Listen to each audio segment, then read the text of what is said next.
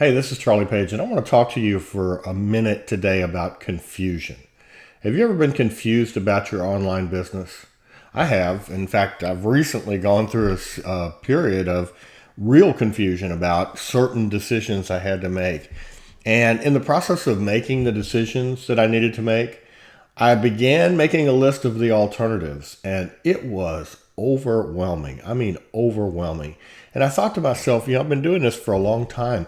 How does a person who hasn't been doing it for a long time, who doesn't have a lot of accomplishment under their belt, for lack of a better term, how do they cope with how much confusion there is out there? I mean, do you need a squeeze page? Do you need a funnel? If you do, how many do you need?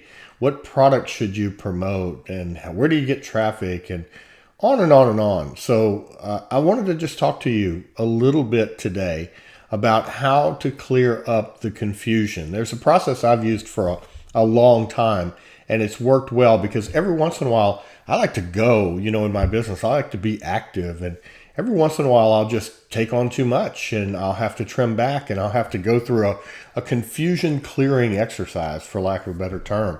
And so I thought, well, I'm going to share that with you today. I know this isn't probably a life-changing thing for everyone, but I have a feeling there are people out there like me who are dealing with a fair amount of confusion right now. So there are a couple of steps that I take. Now, one of the things I have to say is, like, you can see over my shoulder this whiteboard, and it looks pretty confusing. It's pretty complicated, and it needs to be, because this is a full sales funnel for a high-end business. So it needs a lot of moving pieces.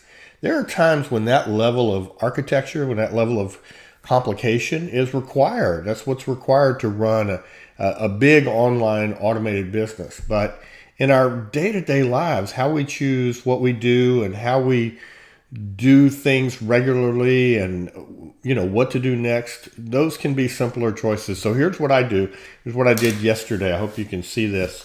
I took out a little notebook and I wrote down all my current projects that are going on. And that includes client work, and that includes my own work and things like that. And I just made a list of everything. I just did a brain dump where I just unloaded everything that was in my brain that I needed to touch, that was going on, all the little moving pieces. It's like letting a snow globe settle down, You have to wait until it's all out.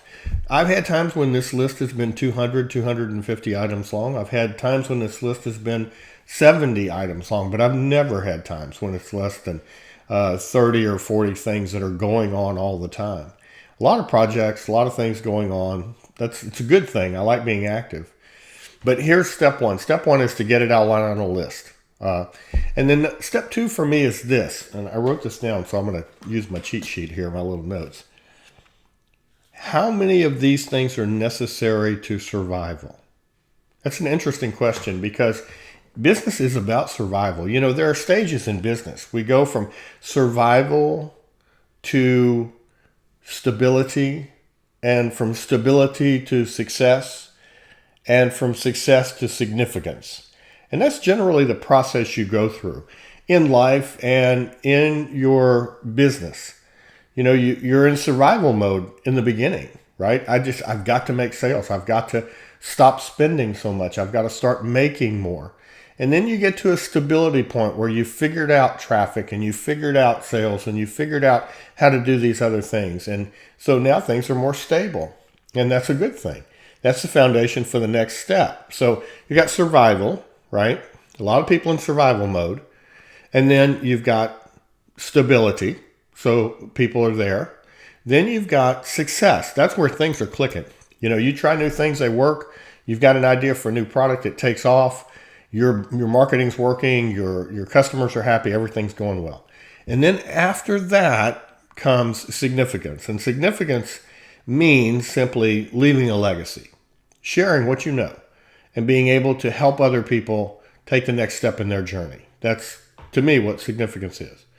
So why do I focus on survival? Pardon me. When I make this list, when I make this big long list of things to do, why do I focus on survival? Because that's where life can beat us down to if we're not careful. So you've got to always be vigilant and diligent to make sure your business is running well every single day. And when you begin to think about survival, you begin to think about the core things that have to happen. They really have to happen for your business to continue. Whether you have $1 million business or a $10 million business or a $10,000 business a year, these things are true. Now, let me tell you what mine are. Number one, make sure my mailing list is being developed. I need to, this is not in a particular order, but these are the 5 I came up with. Number one, got to make sure my mailing list is growing every day.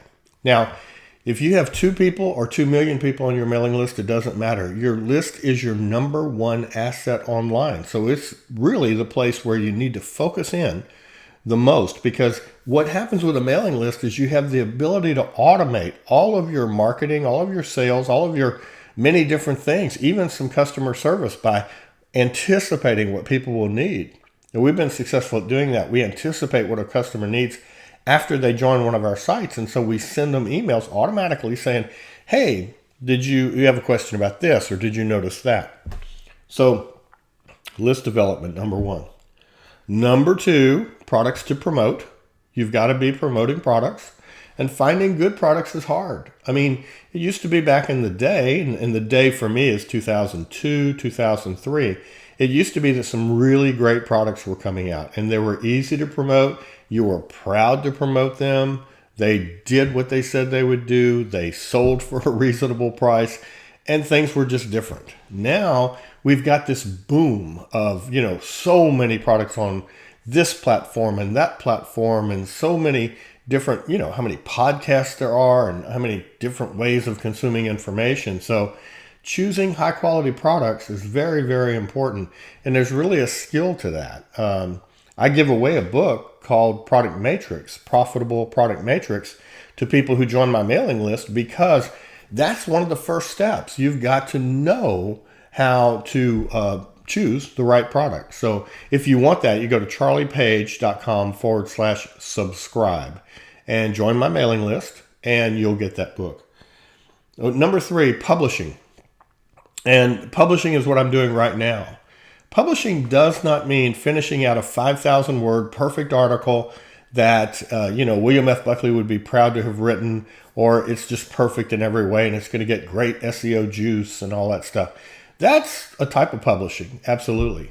But the frequency of publishing is something that's important too. Now, today, I look pretty bad. I'm not thrilled about being on camera right now because I've been sick for about a week now. I've got asthma and it's been giving me real fits.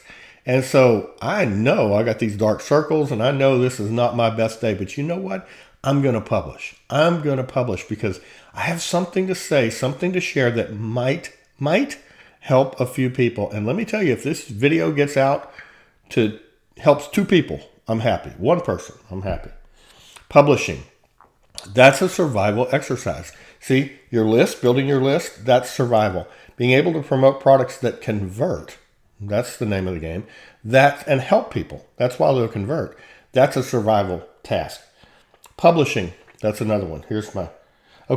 Increasing sales. Now, increasing sales means simply, are you selling as much as you should from the effort you're making? In other words, did you send a solo ad out and make sales, or did you send one out and not so much? Did you pay $700 for pay-per-click advertising and get your money back, or not so much? Did you run a Facebook ad and get results from the Facebook ad, or did Facebook just say, your ad reached 70,000 people, and end of story? Our efforts need to bring back results. We need to get a return on investment. And that's what I mean by increasing sales. And then, last thing, driving traffic. It's true. You got to drive traffic. You've got to be able to get people to your website. Now, I like to say attracting traffic because I believe in attraction marketing. I believe in content marketing. And it has worked for me for a very long time. But however you like to say it, you got to get new people to come to your website. And when they get there, there's got to be something meaningful for them to do. This is a mistake I see with clients a lot. They'll put together a big, beautiful website, lots of blog posts, lots of everything to do. And then when a person gets there, even if they spend 5 or 7 or 9 minutes, there's no other action for them to take other than consume the content. Content is great. I love content marketing, but it needs to have a purpose. What's the direct connection between the content you create and you being able to help that customer take the next step? In order to help them take the next step, you're going to need to communicate with them. That means getting them on a list. Usually that means offering a gift or a lead magnet like the book I talked about a minute ago. So, that's very important. So I'm going to go over my list again. Developing my mailing list, making sure I'm nurturing the people on my mailing list. I'm developing content like this for people on my mailing list. And that my mailing list is growing by a certain amount every single day. It needs to grow every day. Number 2, products that are profitable and promotable, and most important, that really help people accomplish a task. Even if it's a one-time task, like adding images to your blog. It doesn't have to be a life plan. Number 3, publishing. Even when it's not your best day. Even when you're not feeling your best. Publish. Publish every day if you can. Number 4, increase sales. That means get more return on investment from the marketing that you do, whether that's free marketing or paid marketing, doesn't really matter. And last, learn more about cold traffic. Learn how to drive cold traffic. Now, what cold traffic means is these people don't know you. You might know me. You might be watching this on YouTube and you know who I am. I own the directory of eZines. That you would not be in the cold traffic category. Cold traffic would be someone who's never heard of me before. They just came across one of my ads or one of my articles, or they get referred by a person, and they're cold. They're new to my world. We've got to learn how to drive that type of traffic because that really is the lifeblood of your business. And I know you see these same ads that I do, which is how to get buyer traffic and how to do this. That's all fine and good. And there is a place for all of that. But ultimately, you've got to learn how to get new people who've never heard of you before, don't know you, don't trust you because they don't know you. They just have no relationship with you. You've got to get them to come to your website. So those are my 5. What are yours? And if you're feeling overwhelmed, go through the process again with you. Number 1, make a list of everything on your mind. Take an hour, take 2 hours. Doesn't matter. Do a brain dump. Get it all out there. Projects, things to do, random thoughts, things you might want to do. Hey, I had this idea. Get it all out there. Get it all on one big old piece of paper. Number 2, take a highlighter and go through that piece of paper and say, what of this is paramount to my survival? You'll find most of the things on your list are short term. You only need to change light bulbs one time, right? So today. So you only need to write one article now, but writing articles on a regular basis, that's a whole different task. So try to find the things in there and hit them with a highlighter that are paramount to survival. Because even if you're not in survival, the way you avoid going back there is by continuing to do the things that got you where you are now.